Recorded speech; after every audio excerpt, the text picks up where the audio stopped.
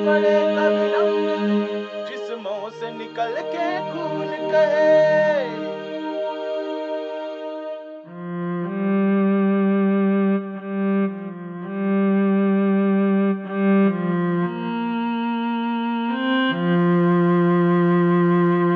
तेरी मिट्टी में मिल जाऊं गुल बन के मैं खिल जाऊं, इतनी सी है दिल की आरज़ू। तेरी नदियों में बह जाऊं, तेरी खेतों में लहराऊं, इतनी सी है दिल की आरज़ू। तेरी मिट्टी में मिल जाऊं गुल बन के मैं खिल जाऊं, इतनी सी है दिल की आरज़ू। तेरी नदियों में बह जाऊं, तेरी खेतों में इतनी सी है दिल की आरज़ू। Kesari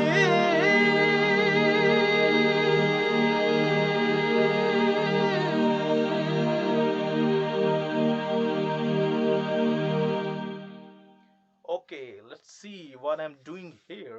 Greetings, students. How are you, everyone? Are you fine? Okay. Well, ये गाना बहुत ही अच्छा गाना है। और जब भी पैट्रियोटिक सॉन्ग्स की बात आती है तब ये तो कहा ही जा सकता है कि बॉलीवुड के पैट्रियोटिक सॉन्ग्स में ये सबसे टॉप गानों में से एक है, क्योंकि इस गाने के लिरिक्स और इस गाने की ट्यून, इस गाने की फीलिंग आपके पैट्रियोटिज्म को बूस्टअप देती है। बहुत ही अच्छा गाना है। तो चलिए देखते हैं या क्या कर रहे हैं क्या नहीं। अभी देखा जाए तो इस गाने में ज़्यादा कोर्ड्स का प्रयोग है नहीं, सिर्फ और सिर्फ 3 कोर्ड्स का प्रयोग है।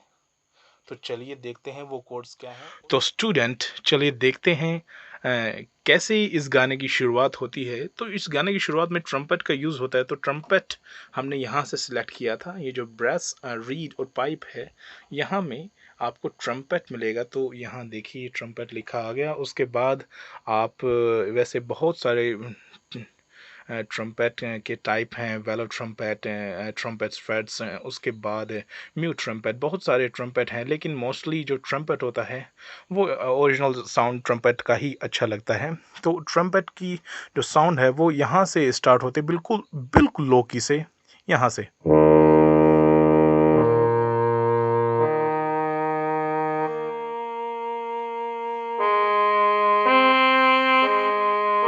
जो मेन फ्रेज़ है इसका यहाँ से स्टार्ट होगा।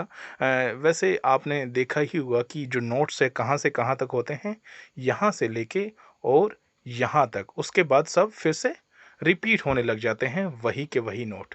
बिल्कुल सेम कीज़ होती हैं, जैसे यहाँ पे ये हैं, उसके बाद भी ऐसे ही हैं, उसके बाद भी ऐसे ही हैं, उसके बाद भी ऐसे ही हैं। बस फ़र्क ये है, नीचे लोअर स्केल होता है और ऊपर फिर अपर स्केल होता जाता है। ओके, तो शुरुआत में देखिए नोट्स क्या है इनके, सी, डी, ई, एफ, जी, ए, बी, और उसके बाद क्या आ जाएगा फिर से, सी, फिर क्या, डी, ई, एफ, जी, ए, बी, फिर क्या आ जाएगा, सी, डी, ई, एफ, जी, ए, बी, फिर क्या आ जाएगा, सी। उसके बाद ऐसे चलता रहता है। वैसे जो कीबोर्ड है उसमें पता ही होगा कितनी कीज़ हैं। अगर नहीं पता चलिए गिनते हैं, 1 2, वेल किडिंग, मुझे पता है 88 कीज़ हैं, ठीक है। तो ज़्यादा गिनने की ज़रूरत नहीं है, इसमें 88 कीज़ होती हैं। तो शुरुआत देखिए, ये जो सी है तो सी शार्प, ये डी है, ये डी शार्प है। तो डी शार्प, ये जो गाना है पूरा डी शार्प में है। और ई, डी शार्प को आप ई फ्लैट भी कह सकते हैं, क्योंकि ई है और फ्लैट कोई भी जब नोट होता है तो वो उससे पहला नोट होता है। ओके, अब देखिए,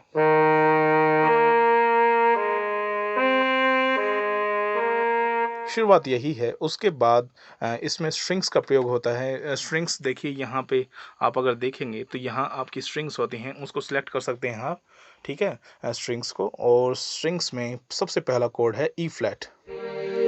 मैंने बताया था ई फ्लैट कौन-सा है, देखिए जब हम शुरुआत करते हैं तो सी यहाँ पे है, डी है, तो ये ई है। तो ई फ्लैट अगर हम जाएँगे तो ई फ्लैट उससे पहले वाला नोट जो होता है, वो ई फ्लैट होता है। तो ये ई फ्लैट हो गया, तो यहाँ से कहाँ जाएँगे? 1, 2, 3, 4, 4 छोड़े, 1, 2, ये तीसरे पे आ जाएँगे। तो ये ई फ्लैट है, ये हमारा जी है और ये है बी फ्लैट। तो ई फ्लैट, जी और बी फ्लैट, इससे क्या कोड बन गया हमारा? ई फ्लैट। तो यहाँ से यही स्टार्ट होता है, तलवारों पे सरवार दिए। यहाँ जितनी भी ये चारों लाइन है, अंगारों में जिस्म जलाया है, तब जाके कहीं सर पे हमने ये केसरी रंग निभाया है। ये जो चारों लाइनें हैं, ये सिर्फ़ और सिर्फ़ ई फ्लैट पे ही हैं। उसके बाद जो गाना स्टार्ट होगा वो फिर से जो अगली जो लाइनें हैं, वो क्या है? ऐ मेरी ज़मीं अफ़सोस नहीं, वो भी आपका ई फ्लैट पर ही है।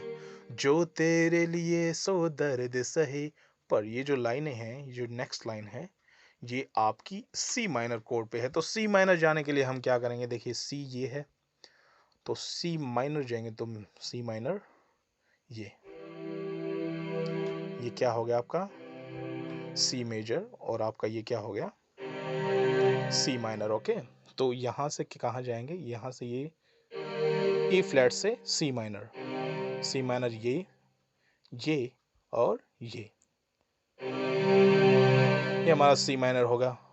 ऐ मेरी ज़मीं अफ़सोस नहीं, जो तेरे लिए सो दर्द सहे। उसके बाद जो लाइन है वो है हमारी ए फ्लैट। तो ए फ्लैट जाने के लिए हम कहाँ जाएँगे? सी, डी, ई, एफ, जी, ए। तो ए पर पहुँच गए हैं और हमको फ्लैट जाना है, ए फ्लैट।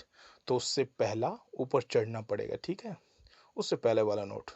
तो ए फ्लैट के लिए ए फ्लैट हो गया, और उसके बाद ये क्या है? ये जानते ही हैं सब, ये सी है, और ये भी जानते हैं ये डी शार्प है, और इसको ई फ्लैट भी कहते हैं। तो ये ए फ्लैट, सी और डी शार्प या ई फ्लैट। तो कैसे ये शुरू होगा? ऐ मेरी ज़मीं अफ़सोस नहीं, जो तेरे लिए सो दर्द सहे, महफूज रहे तेरी आन सदा। जो नेक्स्ट लाइन है वो फिर से ई फ्लैट पे, चाहे जान मेरी ये रहे न रहे। बहुत ही सिर्फ़ और तीनों कोड पे, सिर्फ़ और यही तीनों कोड पे गाना पूरा है और कुछ नहीं है। और अगर आप इसकी ट्यून बजाना चाहते हैं,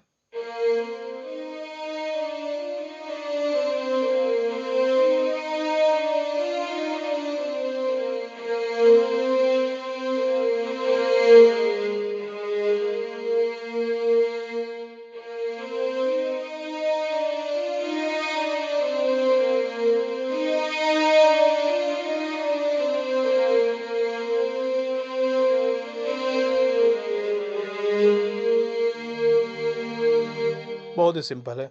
और उसके बाद जब स्टार्ट होगा, तेरी मिट्टी में मिल जाऊँ, उसमें अगर आप कोड्स जानना चाहते हैं कौन से कोड्स हैं, बहुत ही सिंपल है, बिल्कुल वही, एग्ज़ैक्टली वही कोड्स हैं।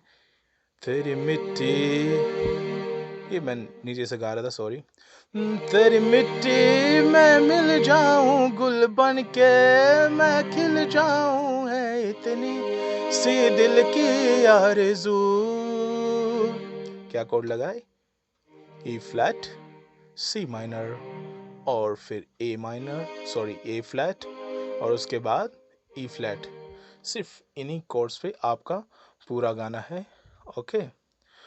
तो वही ऐसे ही जाएगा, तेरी मिट्टी में मिल जाऊं, गुल बन के मैं खिल जाऊं, इतनी सी है दिल की आरज़ू, ओके। इससे पहले छोटी सी एक ट्यून है, थोड़ी सी सैड टाइप, वो मैंने वोयलिन में ली थी और उसमें भी वोयलिन का ही प्रयोग है। तो आप ये जो स्ट्रिंग्स हैं तो जानते ही हैं, जो वायलिन है वो स्ट्रिंग्स वाला इंस्ट्रूमेंट है, तो स्ट्रिंग्स पे क्लिक करेंगे। तो एक बार स्ट्रिंग्स पे क्लिक करने के बाद यहाँ आप देखेंगे तो उसके बाद आपको वायलिन कहीं ना कहीं मिलेगा इसमें। चलते रहिए, कहीं ना कहीं मिलेगा। ये अपना 70 सेंसरी स्टार स्लो। ये जितने भी स्ट्रिंग्स इंस्ट्रूमेंट्स हैं मोस्टली ये इलेक्ट्रॉनिक हैं। देखिए वायलिन आ गया, स्लो वायलिन, लेकिन हमको वायलिन अगर देखते हैं इसका साउंड कैसा है, इसका साउंड थोड़ा सा देखा जाए तीखा है, तो तीखा नहीं हमको यूज़ करना है।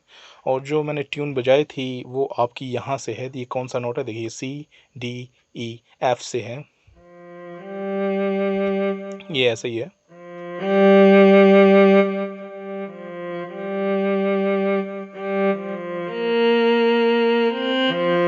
ये ऐसे है।